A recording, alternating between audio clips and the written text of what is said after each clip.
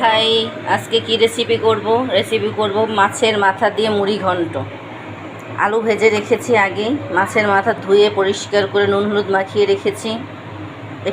এপাশে আছে মশলা, আর এপাশে আছে চাল আর তেজপাতা। মাছের মাথাটা আমি তেলের মধ্যে দেই, তারপর মশলাগুলোর কথা বলছি। মাছের মাথাগুলো তেলের মধ্যে দিয়েছি। এরকম করে আমি সব মাথাগুলো, একটা মাছের মাথা নিয়েছি, ছোট ছোট পিস করে কেটে ওটা আমি ভেজে নেব। মাছের মাথাগুলো ভাজা প্রায় হয়েছে, এদিকে মশলাগুলো বলি। এর জন্য লাগবে হলো গিয়ে একটু আদা বাটা, ধনে গুঁড়ো, জিরে গুঁড়ো, কাঁচা লঙ্কা আর লাল লঙ্কা, আর হলুদ আর নুন। এপাশে আছে চাল, মুড়ি ঘন্ট। মুড়ি হিসেবে চালটা ইউজ করবো, মুড়ি তো আর ইউজ করবো না। চাল গোবিন্দভোগ চাল ধুয়ে নিয়েছি, এটা মাথা ভাজা তুলে ওর তেলের মধ্যেই ভেজে ওর মধ্যে মশলাটা দিয়ে দেবো। এখানে তেলের মধ্যে চালগুলো দিয়ে দিচ্ছি, চালগুলো ভাজবো, ভেজে তারপরে ওর মধ্যে মশলাটা দিয়ে দেবো। চাল ভাজাটা হয়ে গেছে, এর মধ্যে একটা তেজপাতা দিয়ে দিয়েছি, এর মধ্যে মশলাগুলো সব ঢেলে দেবো।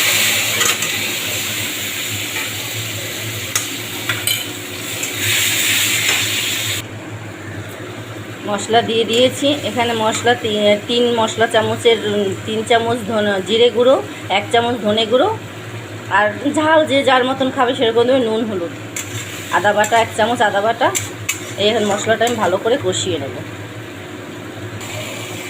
মশলাটা কষানো হয়ে এসছে প্রায়, এর মধ্যে আমি এখন জল দিয়ে মাথাগুলো দিয়ে দেবো।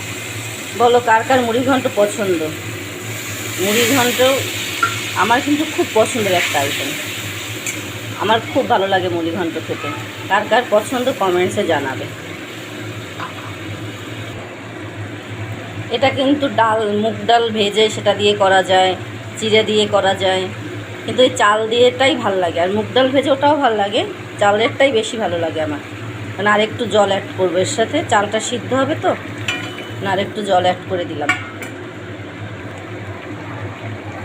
আমি মুড়ি ঘন্টে চাল ইউজ করেছি, চালের পরিবর্তে মুগ ডাল ইউজ করা যায়, চিড়া ইউজ করা যায়, যার যেরকম খুশি, কিন্তু এটাই আমার বেশি ভালো লাগে। এই ঝোলটা উতুল চলে এসছে, এখন আমি এটা একটু সিমি করে দেব, তারপরে একদম গামাখা মাখা হলে গরম মশলা ঘি দিয়ে নামিয়ে দেবো। আমার মুড়ি ঘন্ট রেডি। এখন ঘি আর গরম মশলা দিয়ে দেবো, তাহলেই রেডি।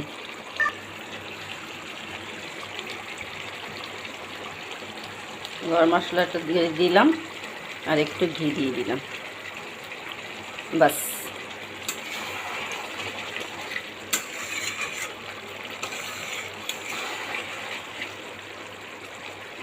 হয়ে গেছে, আলুগুলো সিদ্ধ হয়ে গেছে, রান্নাও কমপ্লিট।